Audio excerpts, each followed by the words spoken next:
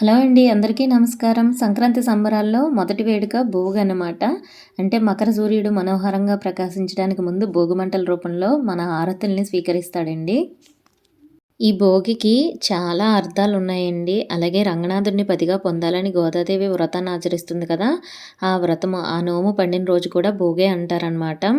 అదేవిధంగా ద్వాపర యుగంలో శ్రీకృష్ణుడు గోవర్ధనగిరిని ఎత్తి ప్రకృతి వైపరీత్యాల నుంచి గోకులాన్ని రక్షిస్తాడు కదా! అది కూడా భోగి రోజే అంటారండి. ఆ రోజు కొంతమంది గోవర్ధనగిరి పూజ చేస్తారనమాట నార్త్ సైడు. ఇలా భోగికి చాలా అర్థాలున్నాయండి. భోగి అంటే ఉత్తమ యోగమని, అలాగే మనము లోకానికి ప్రాణశక్తిని అనుగ్రహించేది సూర్యుడు కదా! సూర్యుడిని కూడా వైభోగిగా కీర్తిస్తారనమాట. భోగి రోజు భోగిపళ్ళు వేడుకతో ప్రారంభించి రథసప్తమి వరకు కూడా ఇలా సూర్యారాధన అనేది కొనసాగుతుందనమాట. ఇలా భోగితోటి మొదలైన తర్వాత 3 రోజులు పండగండి సంక్రాంతి, తర్వాత కనుమ. ఈ 3 రోజులు మన తెలుగు వాళ్ళకి పెద్ద పండగ 3 రోజుల పండగ కాబట్టి పెద్ద పండగ అంటామనమాట. సూర్యుడు మకర రాశిలో సంక్రమించే రోజునే మనం మకర సంక్రాంతి అంటే భోగి తర్వాత రోజుని మనం పర్వదినంగా జరుపుకుంటామండి. ఈ టైం ఏంటంటే శీతాకాలానికి వేసవికి మధ్య ఉంటుందన్నమాట. అందుకే చలిమంటలు భోగితో మొదలవుతాయి అన్నమాట పండగ సంబరాలన్నీ కూడా. అలాగే ఉత్తరాయణ పుణ్యకాలంగా చెప్తాము దీన్ని. అంటే ఉత్తరాయణ పుణ్యకాలంలో మనం దేవతల్ని పూజించడం ఎక్కువగా జరుగుతుందండి. ఎక్కువగా మనకి ఈ కాలంలో ఉత్తరాయణ పుణ్యకాలంలో పండగలన్నీ కూడా ఎక్కువగా వస్తాయన్నమాట. మొత్తం సంవత్సరం అంతటికి ఉత్తరాయణం పగలనుకోండి, దక్షిణాయనము రాత్రి వంటిదనమాట.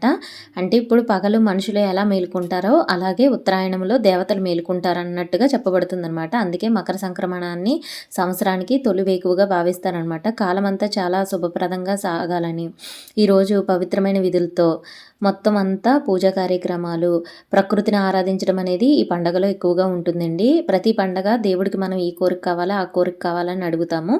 కానీ సంక్రాంతికి వచ్చేటప్పటికి ఏంటంటే పండగ అనేది కోరికతో కాకుండా మాకు అన్నీ మంచిగా జరిగాయి, మంచిగా పంటలు పండాయి, ఇలా మంచిగా అంతా బాగుంది అని దేవుడికి ఒక కృతజ్ఞత భావంతో చేసేదే సంక్రాంతి పండగ అనమాట.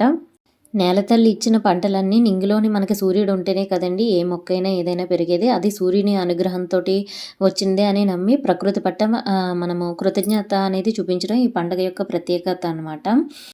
అలాగే సంక్రాంతి రోజు చేసే ఎటువంటి శుభకార్యాలైనా, మంగళకార్యాలైనా అక్షయ ఫలాలను ఇస్తాయని శాస్త్రంలో కూడా చెప్పబడిందండి. అంటే ఇవెక్కడో చదివినవే నాకు తోచినవి చెప్తున్నాననమాట.